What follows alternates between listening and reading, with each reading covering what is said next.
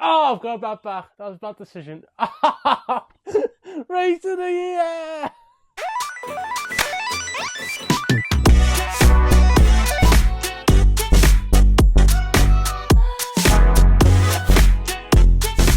Race of the year. Oh, yeah. What a race. Like, just, it had everything. It had crashing, it had wet race, dry race, wet race, dry race, more crashing, And safety Lifestyle didn't cars. crash.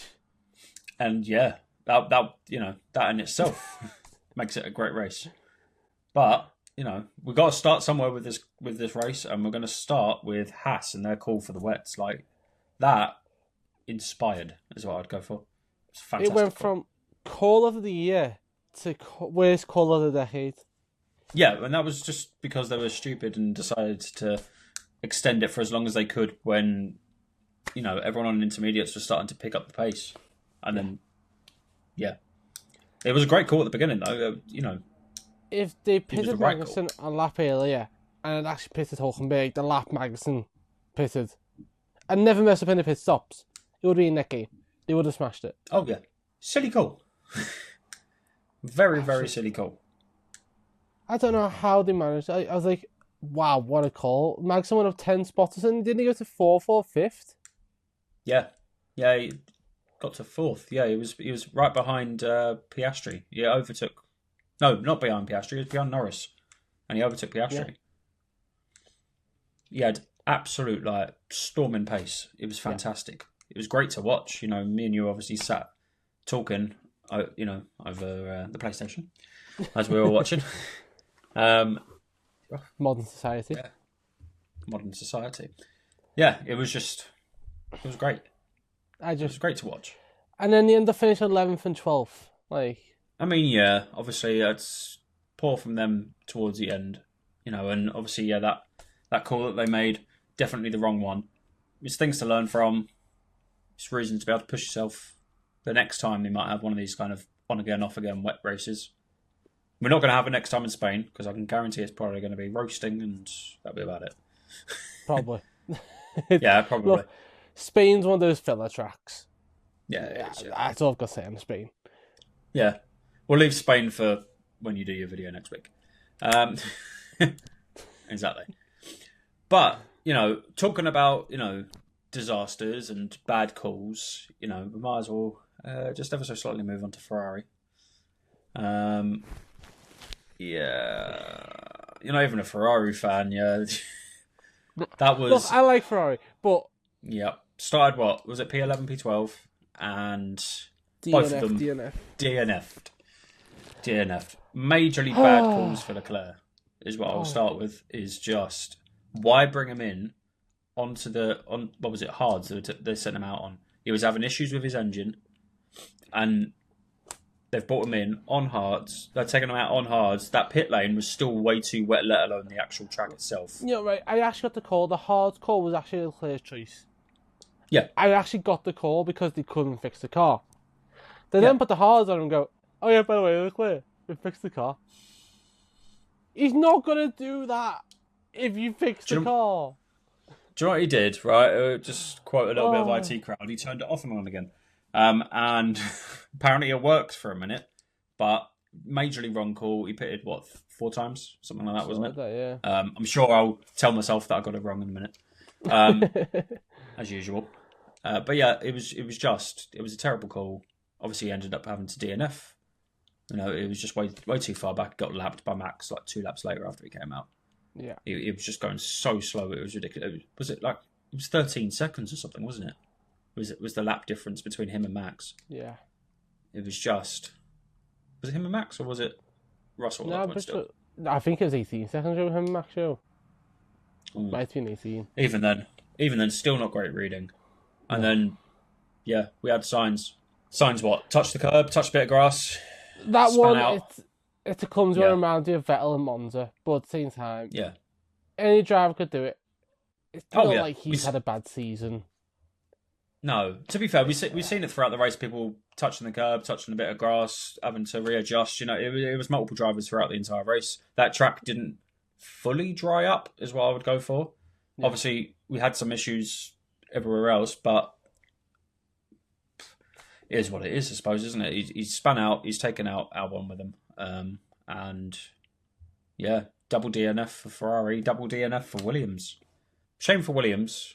Obviously, one was completely unavoidable. There was no way Albon would have been able to get out of the way of that at all. Even if he moved even further to the left, that Ferrari was destined to hit him. It was just, it was going to happen. Destiny. Yeah, exactly. It was just going to happen. That's it. That's all we can say about it, I suppose. Yeah. Yeah. What else did we have? We've had a lot this race. Did we? I feel like it was quite a race. Perez. I'm getting the hood up again. Terrible qualifying from Perez. Just signed a contract extension, a 1+1. Definitely only taking him up on the 1. If he carries on. He's had a bad season so far, is what I'm going to go for. Bad season. He does this every year. He started off so good and then went, you know what? I've got the contract now. Yeah, I'm safe for another year. What, because they can't rip out contracts? Not saying that. I don't want to diss him. I feel like I say this every race review. I don't want to diss him. He's done some amazing things in the sport. I'll never deny that. Yeah. But he's not right for that team. No, he's not. He's not right for the car. I think he is definitely the wrong driver in the wrong car. That car is tuned for Max. It's a case of, right, Max, we've got your car. Perez, sorry, mate, but you're just going to have to drive it. Do your best. Yeah. It's still up there with one of the fastest cars on the grid. I mean, I'd argue it's probably more like second, third now, but I think Max wins because Max gives the Max edge. Yeah, that's the difference with that car right now. Between him and the chasing pack right now is Max. That's it. Because even look at him battling against the Mercedes. He did struggle to get past him. He struggled to get past Russell. Yeah. It's he couldn't take him into the first corner, couldn't get him out of the second. Russell then shot off, understandably. Well, to an extent, obviously, they're all trying to learn the track whilst it was evolving. He then struggled to get past him. It took him a good few laps, actually, didn't it?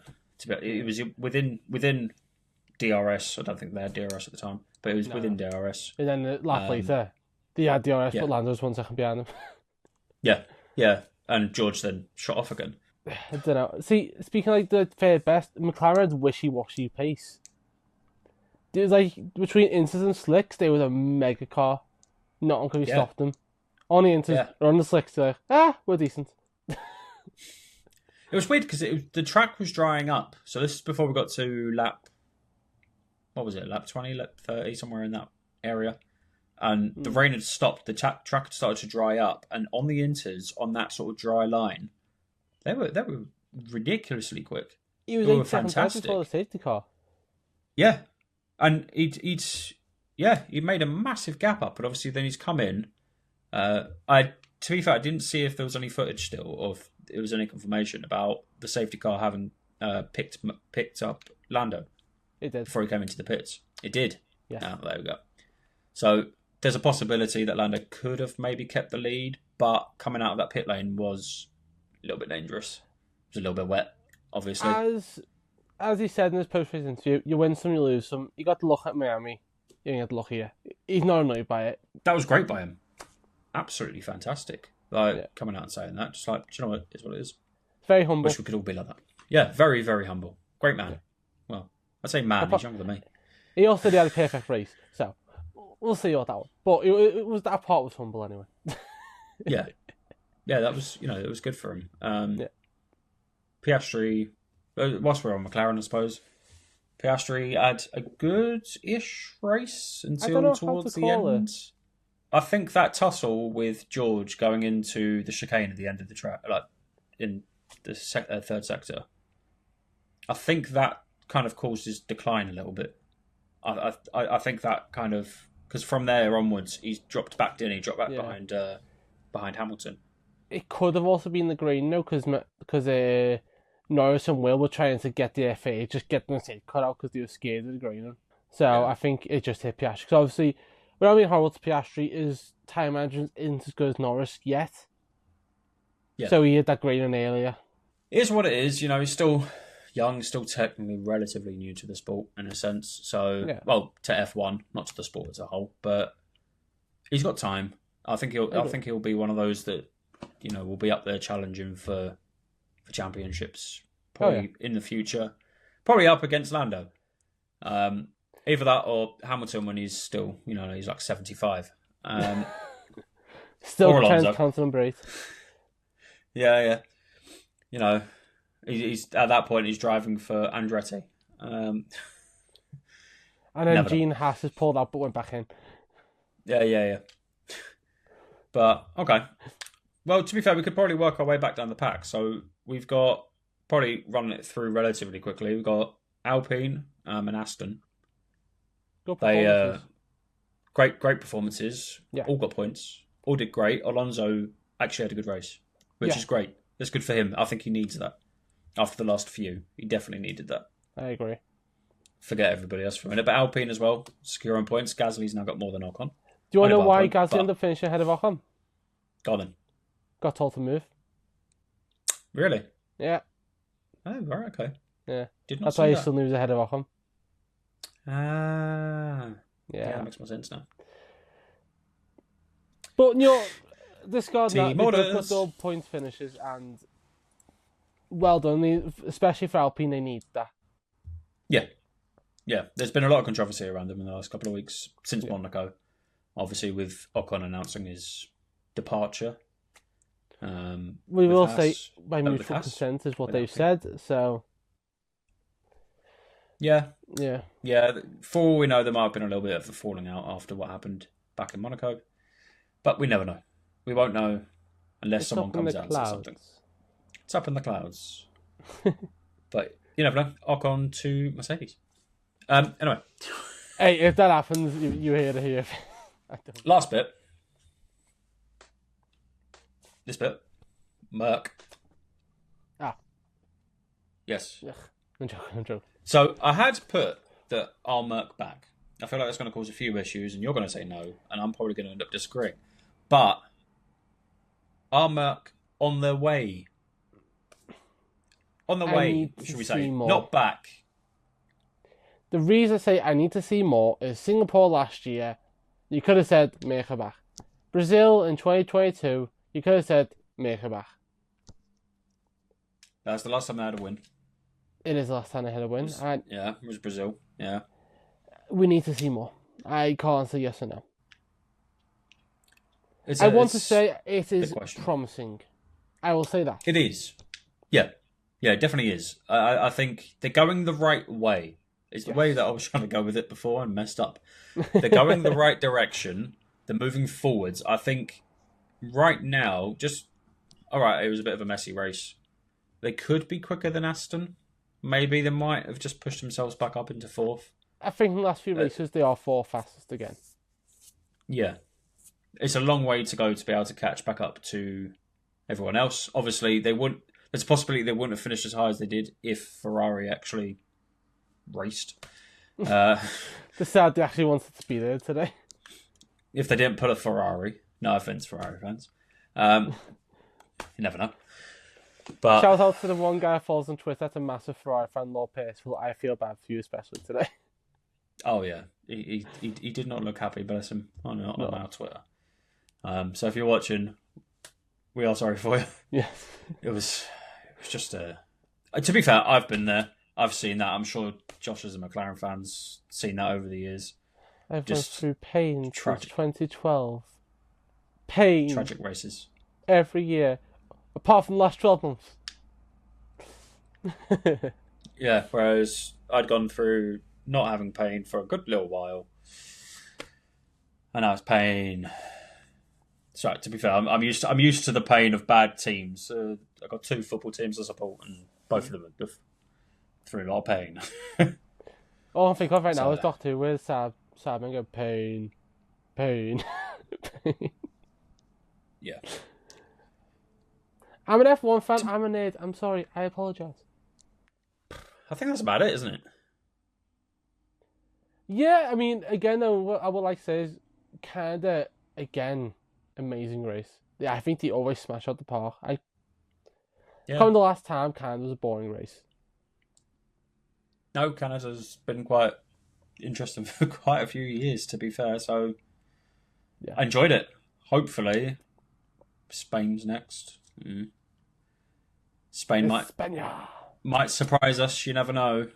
Never know. To be fair, I'm looking forward to Austria. Look, the reason Spain used to be so bad is because it used to be the testing track. It's not anymore. Yeah. Bahrain is now. So, you never know. It could actually be alright. Yeah, but Bahrain's not a bad track. It's not, but they also is the first race of the season. So it's always chaotic. Well, won't be as of next year. True. But usually is. Yeah. Usually is. But I think that's about it, isn't it? I think so. Max won again! That was about it. Yeah. Yeah. What would like say though at the end? Okay, yes, Max won today. He now has a 60-point lead over Claire. Great. It's tighter than it looks. It's tighter than the points say. Mm-hmm. If we get a bit of luck this year, there's a title fight in our hands. If there's luck. I mean, to be fair, I was saying earlier that I think if Max wins it this year, I don't think he will next year. If he doesn't win it this year, I think there's an 8-person challenge for the title next year. Yeah, I think it's going to be a lot closer next year. Wouldn't have a clue about 2026. Haven't seen enough of anything. Obviously, we've seen all the stuff that's come out about the regulations that are coming in. We'll do a video about that. Yeah, but with Red Bull making their own engine from 2026, could either go amazingly or terribly. But yeah, okay, we'll leave it there. Yeah. Thank you for watching. Thank you for all the views, follows, comments, likes on all of our social medias. It's always appreciated. It is. And yeah, we have got stuff in the pipeline. I know I said this a few weeks back, but we do. We're starting to push it forward a little bit more. So keep your eyes peeled. We'll start putting up hints. And yeah, we'll see you in the next one. Bye.